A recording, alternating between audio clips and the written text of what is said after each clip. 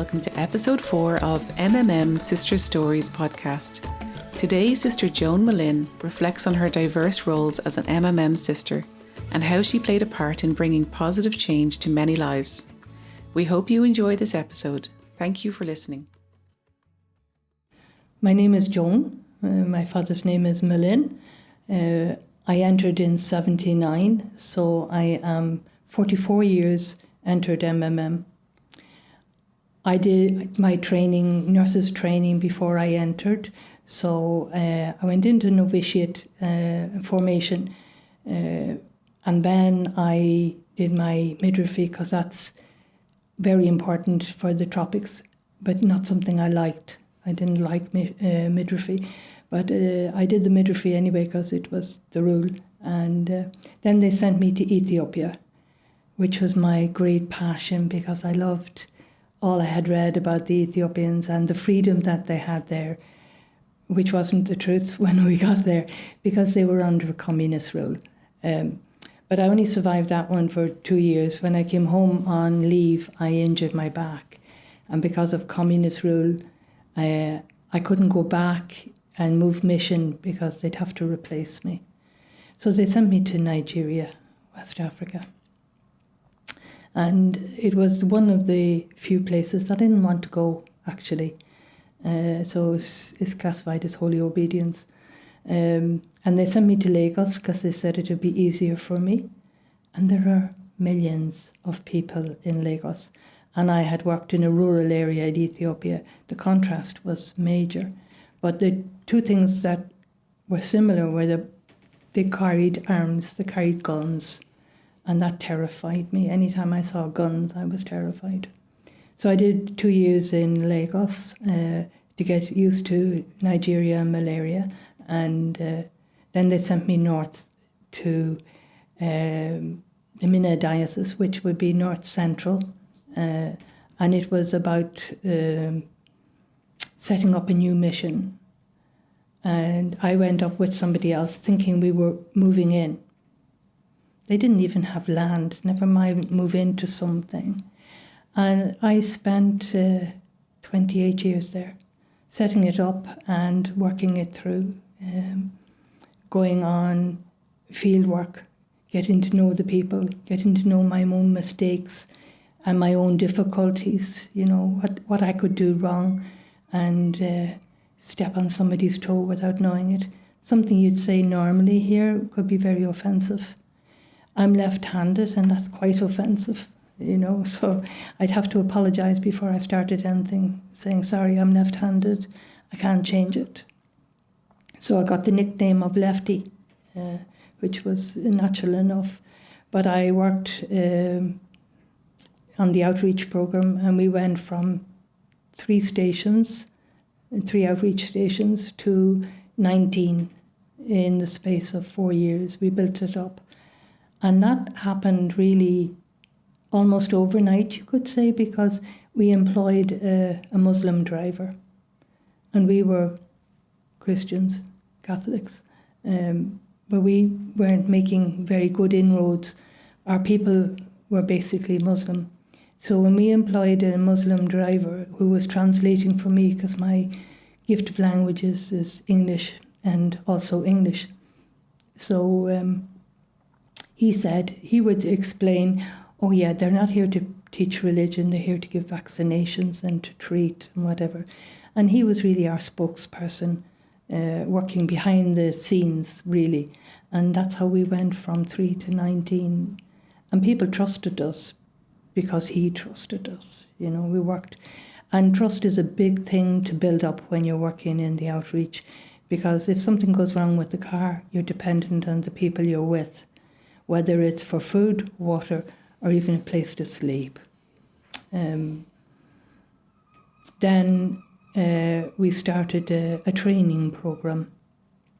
And with that training program, we did Education for Life. It was a program that was in East Africa, and we borrowed it and changed it to suit West Africa. Because although Africa is a big place, what would go down well in, say, Kenya won't go down at all in Nigeria. So we adapted it to our own and made our own mistakes, of course. And so that's what I worked on for a lot of years. And then the person who was in charge of the static clinic retired to Ireland. And that left me with the static clinic and the outreach. So I had to do the static clinic and leave the outreach to somebody else. But it broke my heart because that's where I wanted to be, you know. So I kept my finger in, you know. I arranged training programs and brought people in for training and that. I was doing my nurses training, which I did in England. I was asked to do Open University and then go on for medicine. I said there was no way I was doing that because put somebody's life in my hands. No, I'm not taking that responsibility. But by the time I was working on mission, I mean, I was doing it like it was second nature. I was treating people with diabetes and TB and sickle cell anemia, you name it, I did it because there was nobody else. And you'd say to them, I'll refer you to the hospital in Minna, which was only an hour away, and they wouldn't go.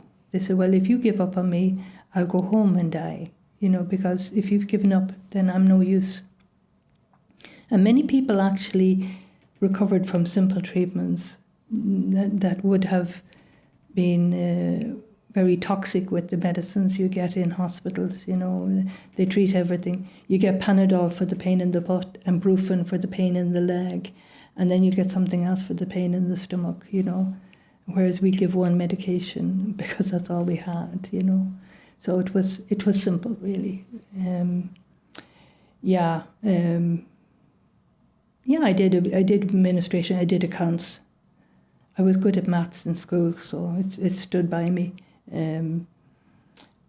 I am observant, and from the time somebody who comes into me who's sick, I'm watching, and I'm hearing what they're not telling me, and I'm seeing what they're not telling me, and that all stood by me. You know, we didn't do anything major, but we did what we could.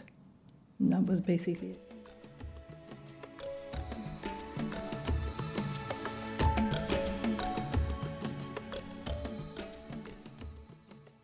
We had a TB unit in the village. The village that I worked in was called Fuka. And you say it very gently so you don't get told you're cursing. But it meant tuberculosis. And the people had a great fear of tuberculosis. So we had people coming for treatment for tuberculosis, and the local people objected having these people with this terrible disease. So we built some rooms on our own compound just down from our own house, and that's where they stayed. And we, over a period of time, got rid of the fear of TB from the local people by showing them that people can recover, and by encouraging them to get the vaccination, which would prevent their children getting the problem. That was basically the way we worked. But training education was very important to me. I talked about this Education for Life program. That changes people. You don't teach them something. You give them the tools to work on themselves.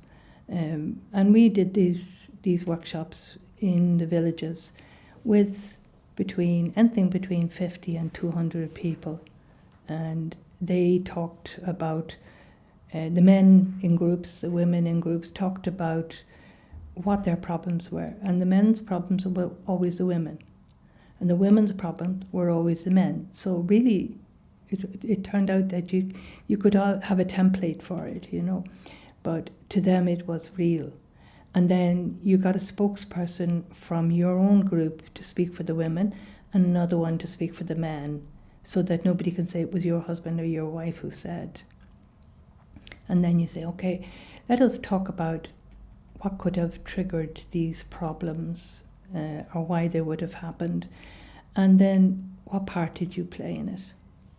And that's where the behaviour change takes place. You say, oh yeah, if I hadn't said so-and-so, if I hadn't done so-and-so, maybe somebody would have behaved differently. And it did bring about big changes. men stopped beating the living life out of their wives in 2 of the villages.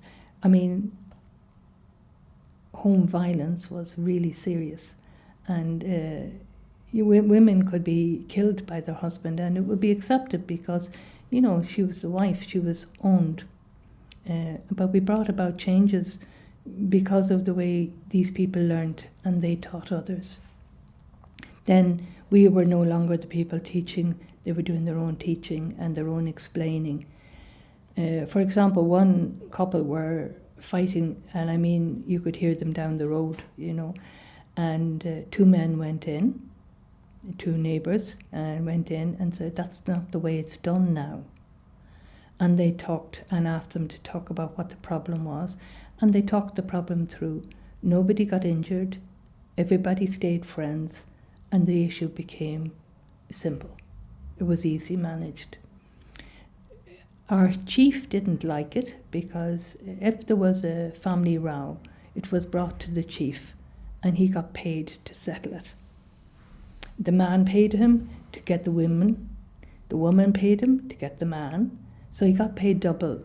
And then when we started this, he wasn't getting his income, you know, and he wasn't too happy about that, but he had to save face and say he didn't mind, really, but he did. In one of the villages, to have female children only is, you know, you're useless. If you don't produce a son, you're useless. So this man had 2 wives, and he loved the first wife. I mean, he married her for love, but she had 4 daughters. The second wife produced a son, so the first wife was thrown out, discarded. And we did this behaviour change, but we brought in the XY and XX and showed the man that he's the one who makes the decision, not intentionally, but through his body he makes the decision whether that baby will be male or female. And the shoulders went back and the opinion was, it's my power, you know. You know, you feed the ego of the man. And he was impressed with that.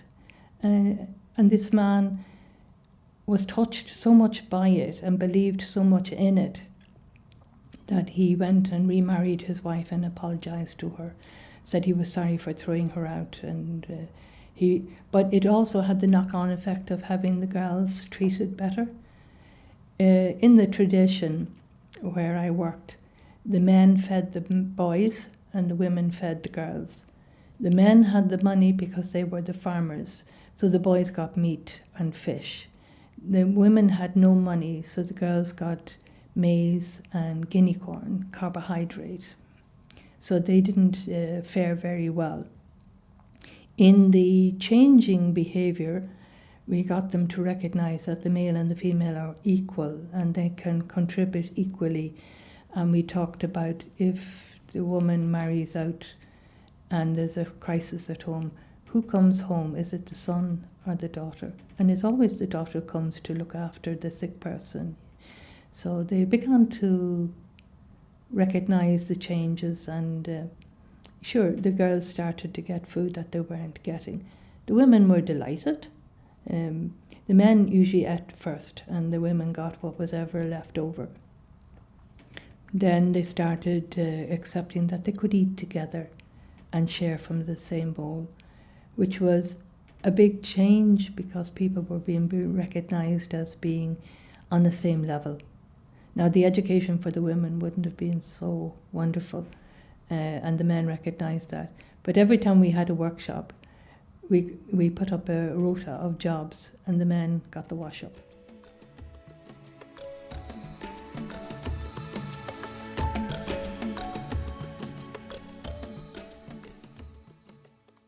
Because they never do things like that at home. And then they started going home, and one man came to visit his friends, and the husband was washing the dishes. And the man said, Are you mad?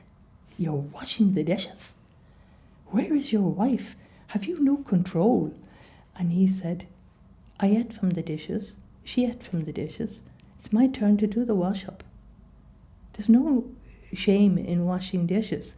But to him it was terrible. My God, washing dishes, for God's sake. And maybe you do even some washing of clothes if she's just delivered or something. We did one drama where the men had said, the women don't bring the food to the farm quick enough, right? They should have it there for 10 o'clock. They start in the farm at 6 and they're ready to eat at 10. They need a break at 10. But she hasn't got the food cooked and ready for 10 o'clock and brought out to the farm. And she's doing that on foot because he's the one with the motorbike. So we said, okay, we'd have a drama. And we made the man the wife. And we made the woman the husband. Just did it the opposite way around. And we said, okay, we gave her a little bit of advice as to what to do.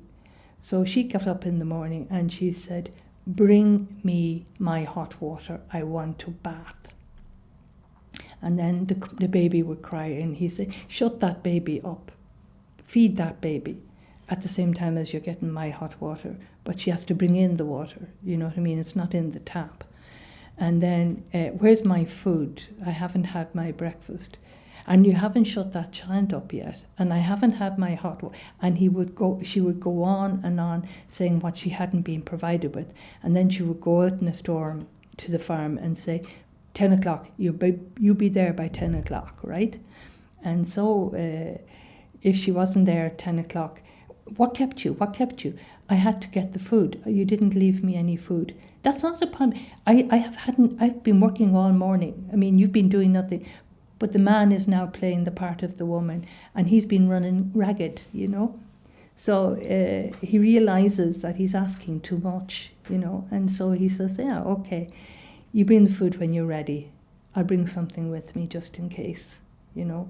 So, but this is in a very small area of 40 kilometers circumference. But then you bring them together to have what we would call a health festival. And one group would do something on gender, male and female, who produces the boy, who produces the girl, and what's the implication. And another would produce the drama on preparing things at home and having respect for your wife. And we get them to do all these sort of things. And then the message gets spread to the people who have attended that festival. And it creeps like a rash, you know. It just filled me with joy, I have to admit. Okay, I was trained to treat people for things, but to me, getting people to make their own changes, that was life. That was important. And when I was coming home, I came home in 2019 because I was exhausted. I was on one step away from burnout, I think. And so they had to send forth for me.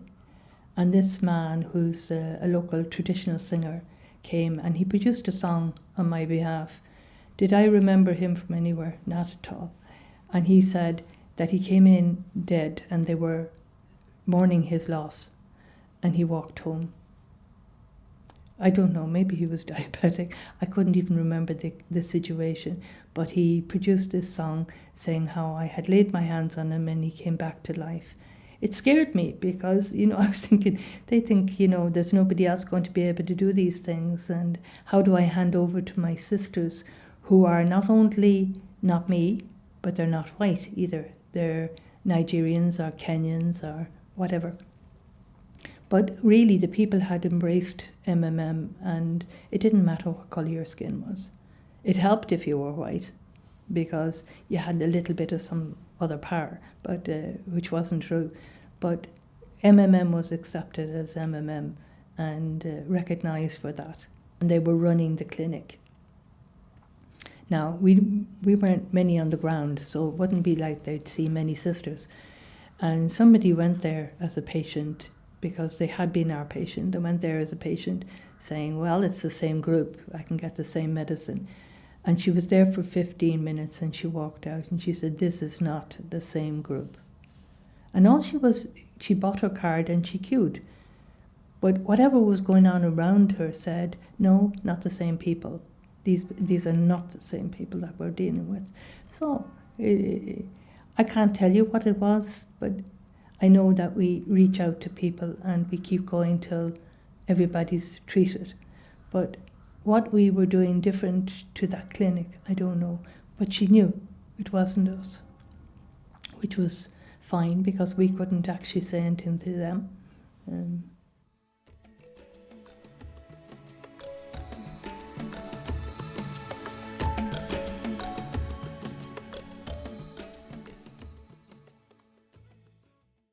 Sickle cell anemia is a devastating disease, and it causes extreme pain, and very frequently they're dead before they're 5 or 6 years of age. And some women will have 2 and 3 children who are sickle cell. So we worked on that as well, trying to explain to them how sickle cell comes about. That if you have a sickle sign, it is fine. If your partner has a sickle sign, the chances of you having a sickle cell child suffering from sickle cell anemia is 1 in 4.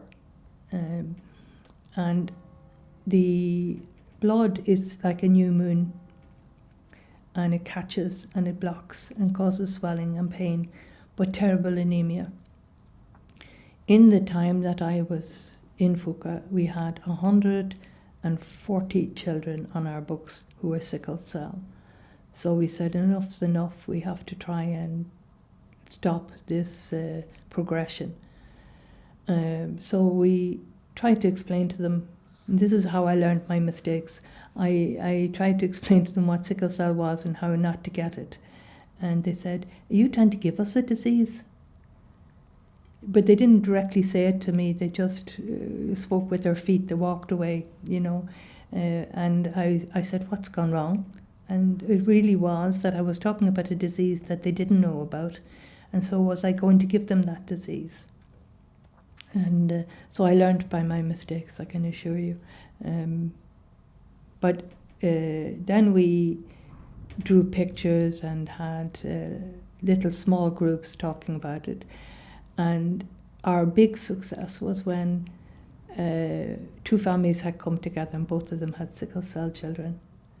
And the girl was betrothed to the fella in the other house, and the money had been paid and everything was set, and they discovered that both of them had the sickle sign in their blood. So they called off the wedding.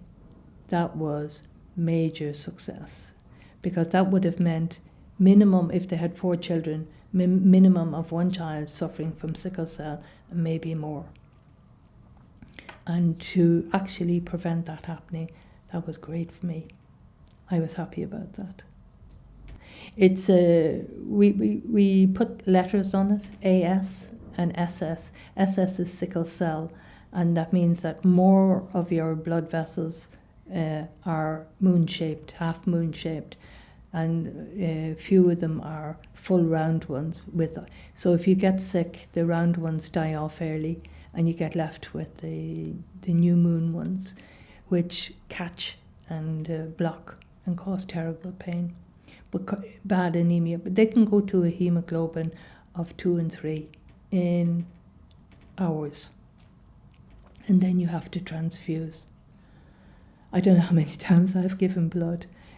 All of our staff, all of the staff that was working in the clinic and the outreach, all of their blood groups were listed and who was willing to give blood, and which is another thing that the Gwari people don't like, either to give or to receive blood. But when we started explaining that it was necessary for the sicklers, then people were willing to give. And it meant that you had a blood bank walking around the clinic, so to speak, because no electricity, you couldn't store blood there and you couldn't hold on to anything. And if it was night time, then you called on somebody and they came, and the person in the house who was a lab scientist drew the blood and put up the blood for the person. It's a difference of life and death in sickle cell, really, you know. And I had one family, she was the 3rd wife, and she had 3 out of 5 children were sicklers. And one Christmas, we closed for Christmas because everybody needed a break. And this little one went into crisis. And she was sent into Minna General Hospital. And she was transfused. And the child kept crying, bring me to Fuka, bring me to Fuka. I'm going to die if you don't bring me to Fuka. And the mother was crying and the father was crying. Clinic was closed. I couldn't call staff. And that night, the child died. But child died in the arms of the mother, saying, if I was in Fuka, I wouldn't have died. She came to me 2 days later when the clinic opened. I cried my eyes out because I loved that kid. She was 8. And she just said, if I was in Fuka, I wouldn't have died. It just made me feel bad. Why did I close for Christmas? But you can't do everything. That's reality, isn't it? Mm. It's very hard to say because MMM from the get-go, from the beginning, lived under the shadow of the cross. I mean, Mother Mary went home to die just after being professed. The idea was that the congregation was never going to take off. She got injured in Nigeria and was shipped home, but they did believe that she was going to die, and she was the one and only MMM, so to speak. So it wasn't going to. She's a founder, so it's not going to last. So MMM has always had the shadow of the cross. We've worked with the voiceless, the leprosy patients, the TB patients, the HIV patients, the AIDS cases, the hepatitis cases, the war injured, the children who've been abused, and even now the people who are trafficked. We've always been there in that shadow, and we have managed because you do what you can and you trust in God. And I don't think to the last breath of the last MMM, it'll ever be different. That's the way we will be. And we are different. We believe we are different. So what you believe is what you do. That's great. If I wanted to change, I'd like respect for life. All life. Not just male, not just female, not just in the third world or the first world or anything like that, but respect for life, whether it's part of nature or part of the people. Because I think we've got to the stage where we don't respect life. Life is cheap. They used to say that in Africa, that children died and they just got on with it, and they murdered others and they got on with it. But we're no better in what they call the first world, only we do it more subtly. We abort the child, or we give the medicine that causes the shortness of life and things like that, and we could call it humane, or my rights, But I think dignity for life is respect for life would be my number one. Thank you for listening to MMM Sisters Stories. Tune in next week for episode 5.